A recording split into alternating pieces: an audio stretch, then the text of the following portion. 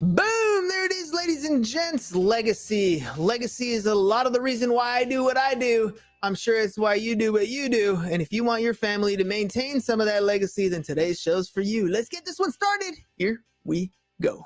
Shut up and sit down. Is your business in need of customers? Then you found the right show.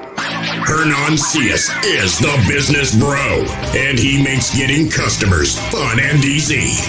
Watch, listen, and learn as each episode is designed to sell. Welcome to another episode of Business Bros. Bros. Here we go. All right, coach, here we go. Let's do this thing. Who do we got on the show today? What up, business pros? Remember, our number one rule in business is to be of service to others. So this is just a friendly reminder to like, share, and subscribe, because every time you do, you help an entrepreneur find a customer and a customer find a solution to their problem.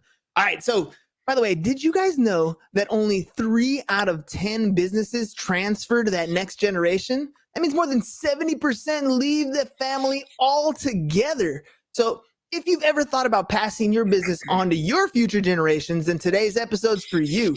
Legacy is something that many entrepreneurs strive for, but few are able to accomplish, and even less pass that legacy on to their heirs. I'm curious to learn more about family business and how our guest is helping them become a legacy. So let's welcome to the show from FamilyBusinessPerformance.com, Pete Walsh.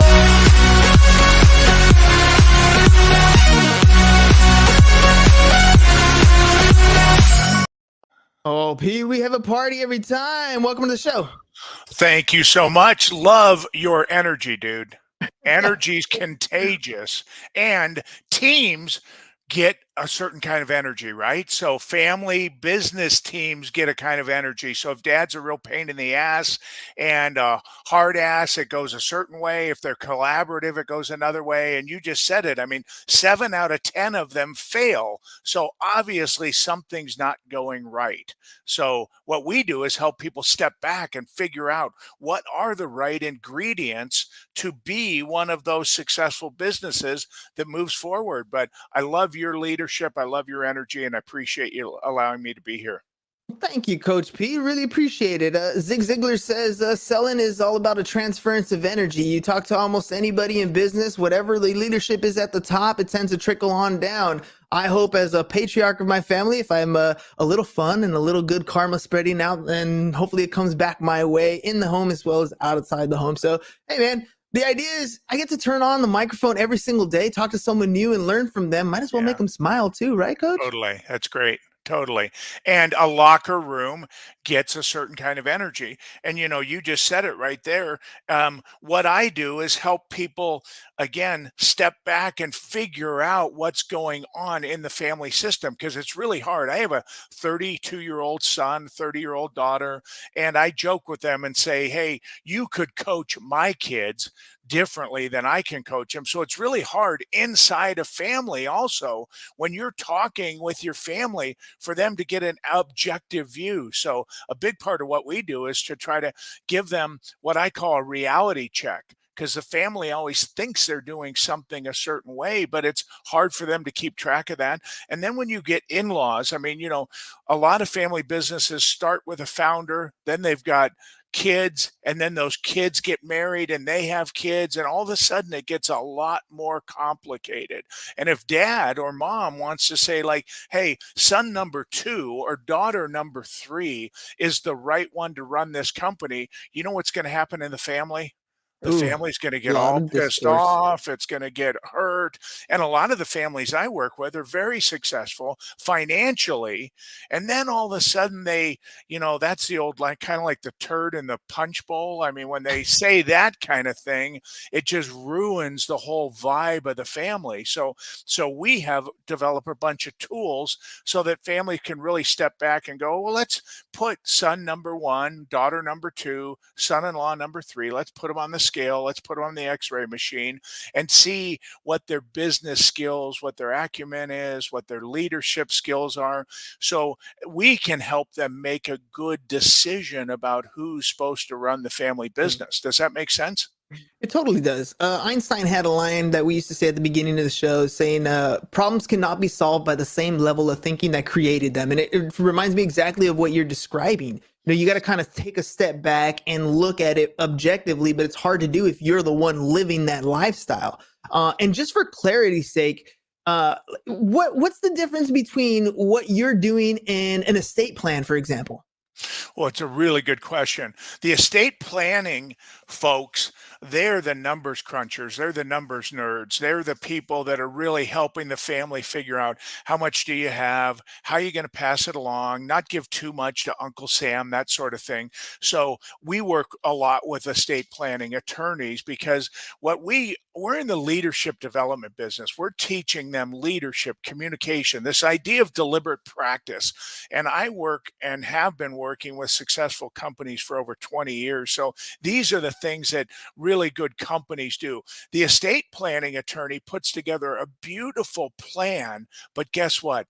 Then son number one, daughter number two, and son-in-law number three don't get along, and they can't pass the business along because the conflict is so thick in the room. They never get to actually execute the estate plan. Does that make sense? Oh yeah, it totally does. It totally Yeah, does. and That and for executor me, role really gets tough yeah, after a yeah, while. yeah. And I don't want to present the numbers to them. That's not what I do. And the numbers guys, quite honestly, a lot of times they're not trained in emotional intelligence, leadership development, communication. So even if they tried to solve the problem, it could make a bigger mess. It could impact their relationship with the family. So a lot of times, those are the folks that bring us to the table. And the other thing is, for their success, they want to see that estate plan be successful. But if the conflict can't get resolved, then they're going to lose their client.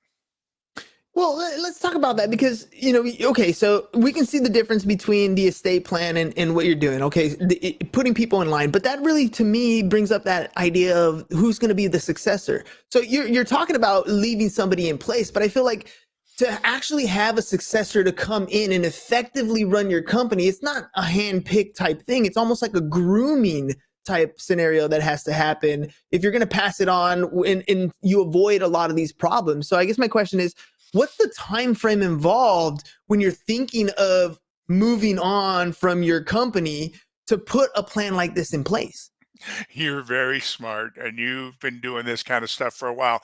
Start sooner than you think because that's what they all do. They figure like, oh no, someday. And look, I was in our 90-year-old family business and my uncle said, hey, this is going to be yours someday. And it's like, hey, when someday, man? I don't want to be waiting around for 20 years. So you bring up a really good point. Start sooner because it is a process and things change. And the other thing you need to know, and you know this, a business has a life cycle like a person. So it's an infant, it's a toddler, it's an adolescent, it's mature. So the business life cycle and also business is changing. I mean, a lot of these family businesses that they were doing it the way they were doing it 25 years ago, the younger generation's got some new ideas. So we want to start creating collaboration. And that's the other thing, the other point we need to make.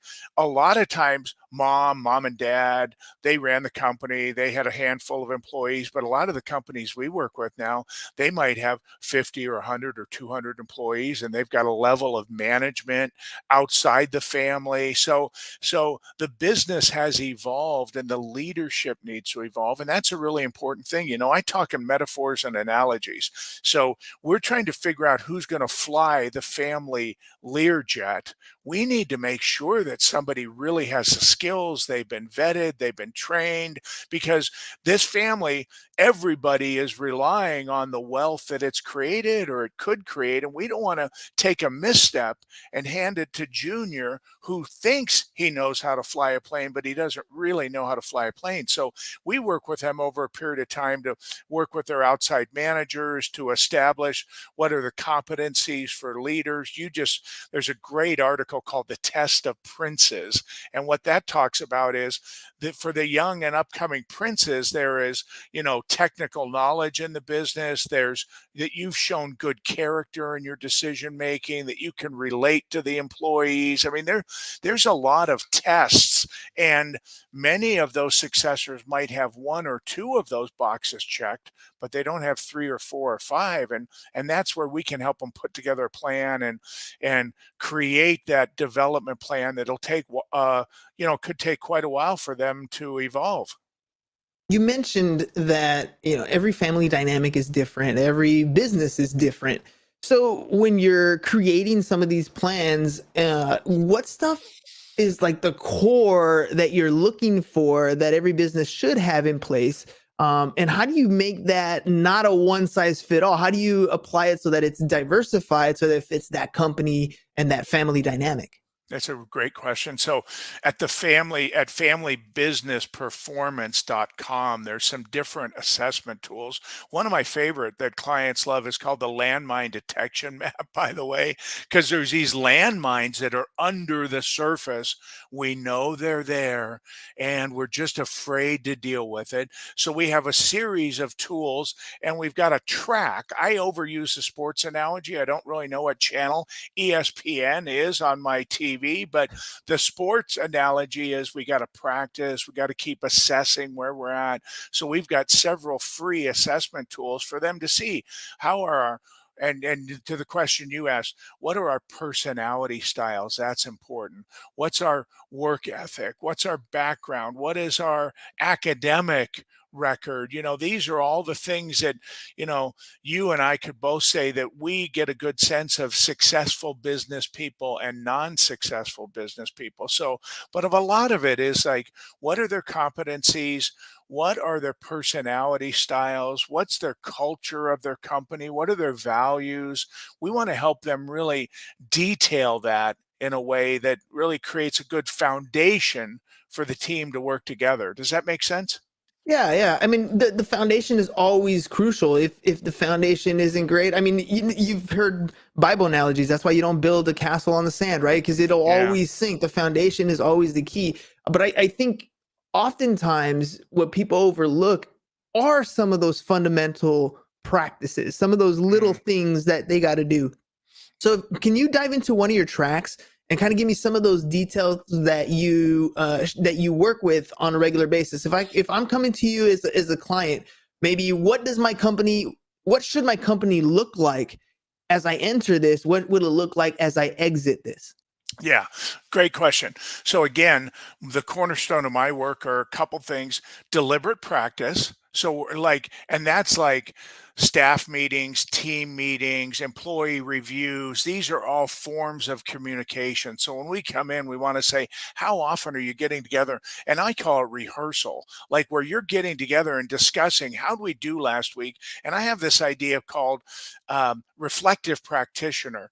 We think about what we're going to do, we talk about it, then we go on the field and perform, and then we come back and review the game film, right? That's again Mhm. what the professional teams do. So I want to ask them, what kind of meetings are you having? How are you evaluating each other's performance? And the other key aspect of what I do is I'm a coach. How do we coach each other up?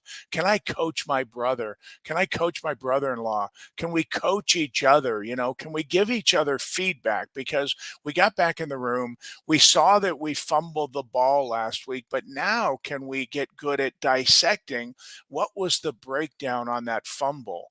Let's slow the tape down for a moment and look. And then would you be open to a new way of doing it? Because here's the thing, we all have egos, right? And when you get in a family business, boy, that ego gets even more palpable. And I want to really show who I am to my Mhm. family here. And I'm puffing my chest out and saying I'm the best, salesman this company's ever had. And so that's where the outsider coach can come and say, well, could I give you some feedback about how you're doing? And so we're trying to look at their deliberate practices of communication and how they're setting goals and executing.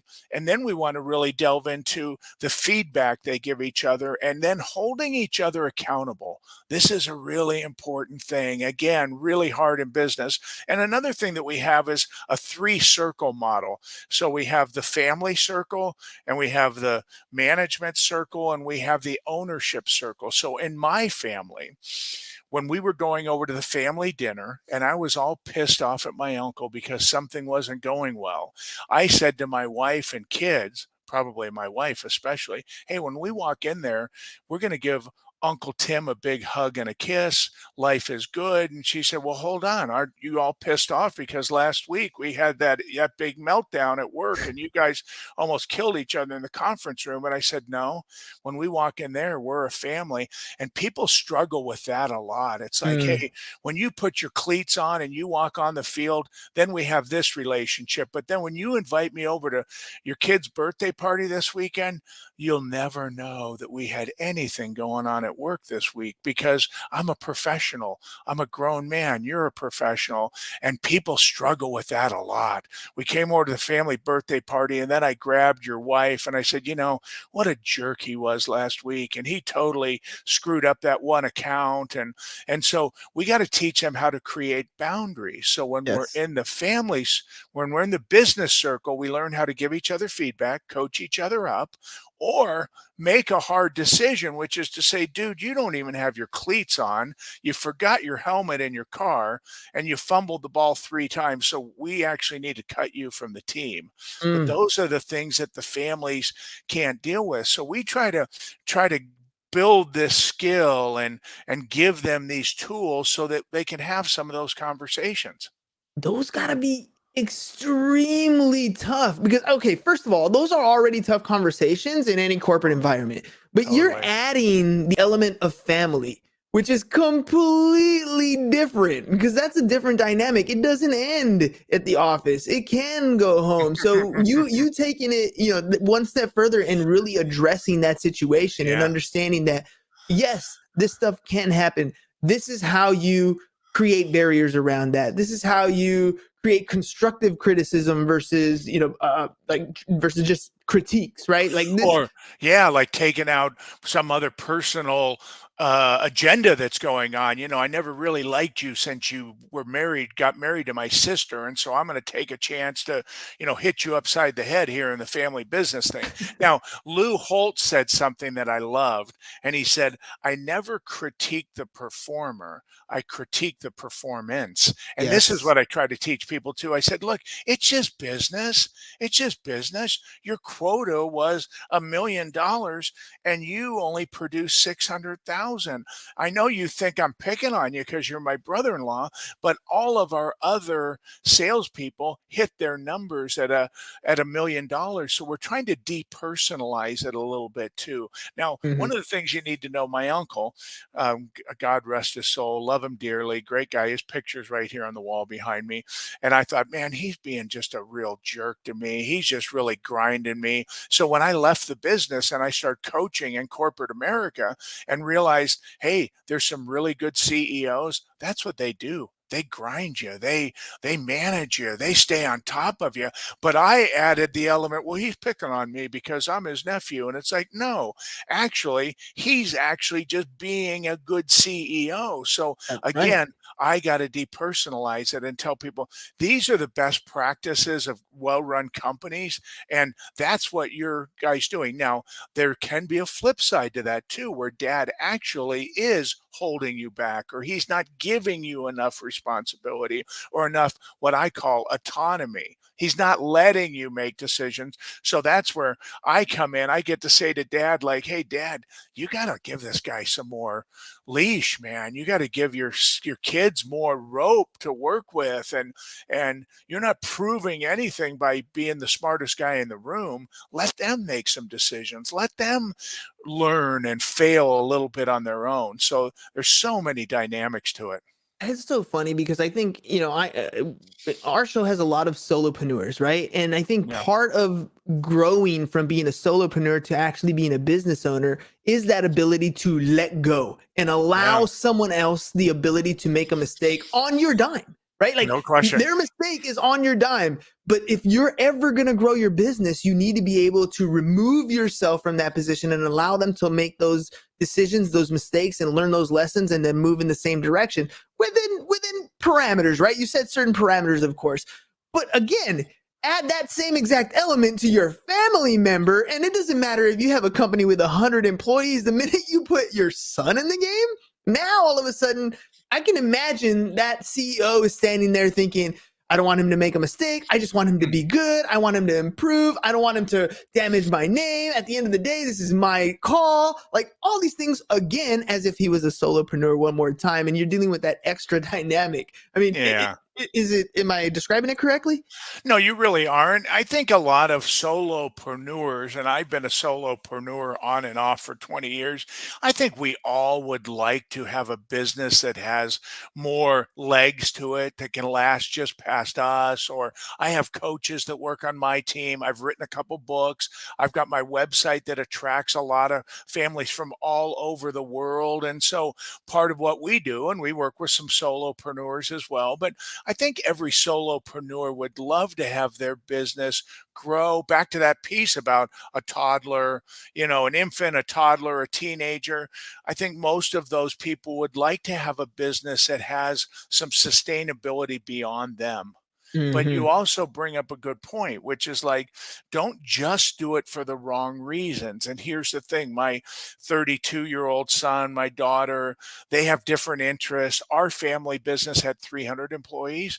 We have a family of a certain size, but the chances that those people want to come into the business or have the passion and aptitude for it. So it's another thing that we do a lot is to help people say, like, are you here just because you think that's what you're supposed to do, or because Hmm. dad always told you this is going to be yours someday, or you're trying to just grow up in dad's shadow? It's like, I want, and you're such a perfect example. It's like, I want people that are excited about what they're doing. They bring a lot of Yes. passion. Remember, like one of my clients said years ago, the greatest source of renewable energy is your own enthusiasm when you get Yep. out of bed every day and go make a difference like you guys are doing here. And that's what's exciting. So don't just check off the box. And we say sometimes in my line of work, we're trying to help family business folks get emancipated or get off the island. We're like trying to save them because they've been down there for like 25 years, and they're kind of looking and thinking like, oh, I wish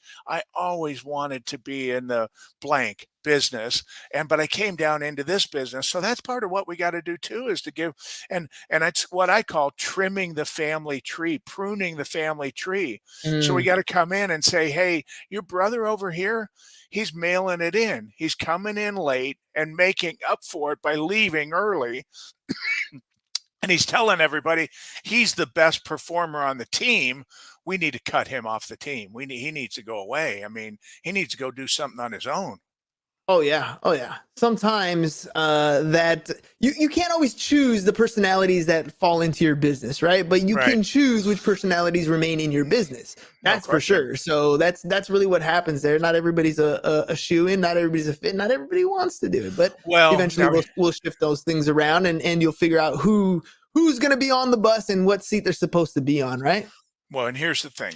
I got a big heart and I've got a family, and what I want for them is that you can find a way that your brother or sister realizes, I'm going to go chase my dream of opening this business that I ever wanted, and they love you for it. And my grandfather, he co-authored my book with me, by the way. He wrote a bunch of this stuff in the 1950s. I always wanted to work with him, and so I took his writings and I put them with mine, and we wrote a book together. How cool And is that? yeah, it's really cool. And the book's got all that backstory, and it has literally his handwritten versions of hard work, and like his typewritten pages and things. I'll see if I can get that. Yeah, Yeah, from that's like the awesome. 1950s. But they used to joke and say, when you went in Grandpa's office, you came out with less than you went in with. So like you went in to go to get a raise, and you came out, you didn't get a raise, but you love the guy still.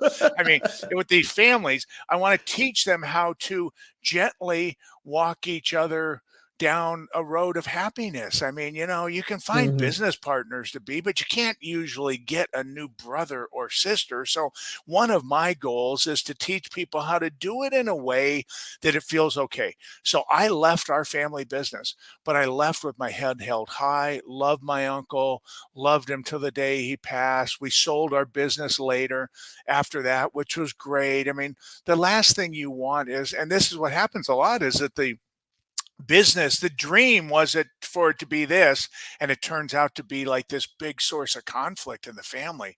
Nobody wants that.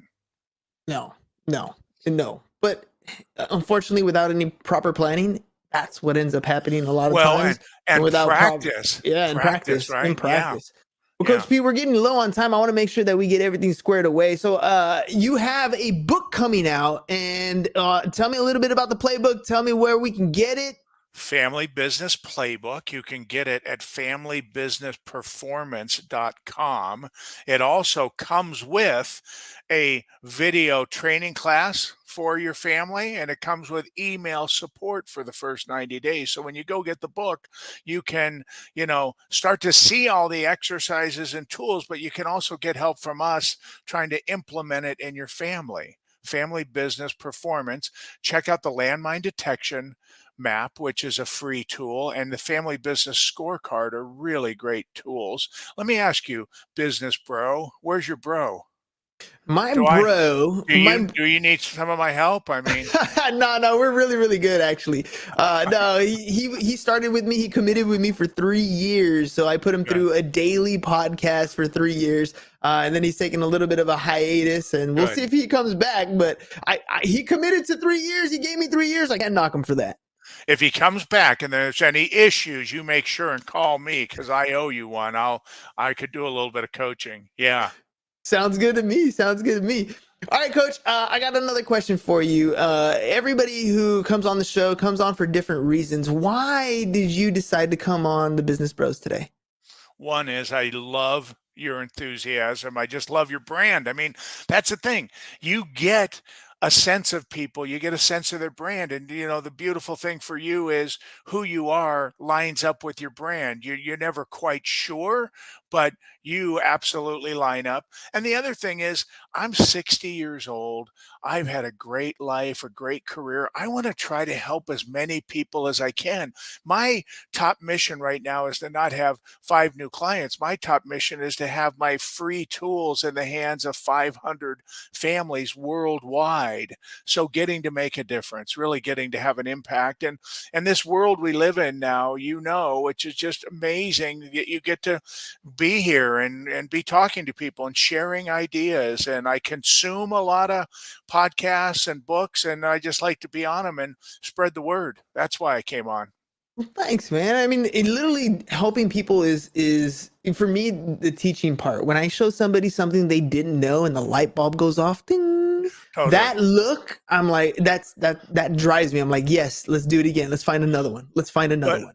but now that I know you live in San Diego, I'm going to write you, later this summer when it's 110 here in Phoenix, Arizona, and say, "Hey, dude, could I crash in your back room there for a few days and go over to the beach?" No, I would never do that to you, but it's just good to meet other like-minded people. And that's the other thing I wanted to just display a little bit: humor, man, lightness, a little bit of fun. I mean, Yes. oh gosh, when that business gets so serious, or we just get so wrapped around the axle about our sister-in-law, we are all trying to find our way through this. People are going through things that we have no idea what they're going through. So stop judging them. Stop, just hating them and being all pissed off at them. Let's be curious about, why is my sister-in-law not happy right now? What are we doing? I mean, we have a good business here. So I'm trying to teach people how to bring a little lightness, some loving compassion, I call it, have a warm heart, and look at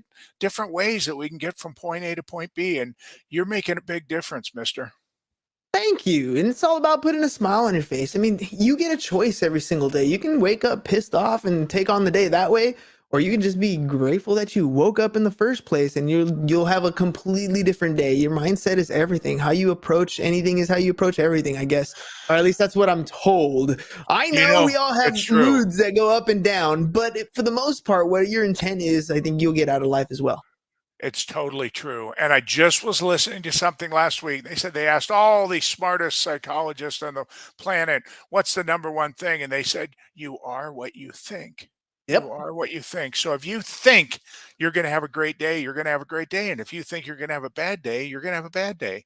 Earl So Nightingale, strangest totally, secret. We become what we think about all day long. totally, That's it. That's totally, it. The power totally. is right here in our heads. Yeah. Ladies and gents, Coach Pete, thank you very much for being on the show. Make sure you guys check it out. FamilyBusinessPerformance.com, FamilyBusinessPerformance.com. Go there, check out the playbook, do a little analysis. I mean, a little bit of preparation can go a long way. Make sure you set your business up to be one of those 3 out of 10 that gets passed on and not the other 7 that just trickle and disappear. Coach Pete, thank you very much for being on the show, ladies and gents. We'll see you guys again mañana. Peace.